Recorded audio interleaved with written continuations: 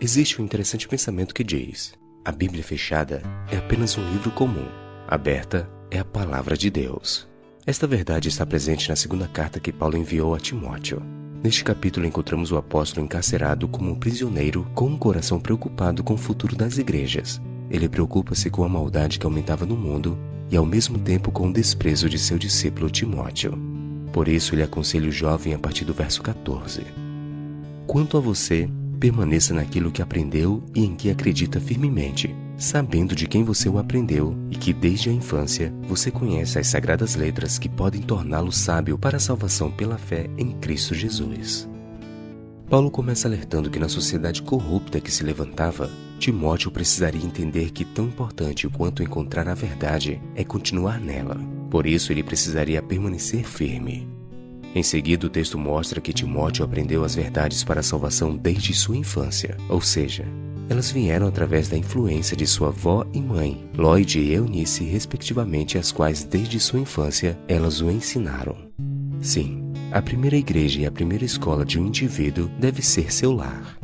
Seus pais deveriam ser os primeiros professores e os primeiros pastores de uma criança. Em seguida, Paulo mostra o poder sobrenatural que há na palavra de Deus.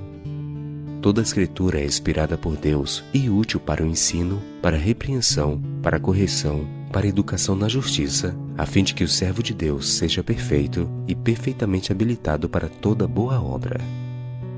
Paulo é claro ao afirmar que as verdades bíblicas têm origem em Deus e não no homem. E perceba quantas qualidades Paulo atribui à Escritura. Ele declara que ela ensina, repreende, corrige, educa, aperfeiçoa e habilita. Por isso que, se permitirmos, a palavra de Deus fará uma revolução em nossa vida. Isso me lembra uma história sobre um crítico que certa vez escreveu uma carta a uma revista dizendo: ao longo dos anos eu suponho que fui à igreja mais de 1000 vezes, e eu não consigo lembrar o conteúdo específico de um único sermão ao longo desses anos. De que serviu ir à igreja 1000 vezes?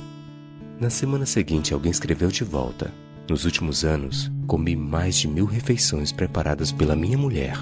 Não me lembro do menu específico de nenhuma dessas refeições, mas elas me alimentaram ao longo do caminho, e sem elas, eu seria um homem muito diferente. Sim, a Bíblia fará seu trabalho de reforma em nós, se deixarmos.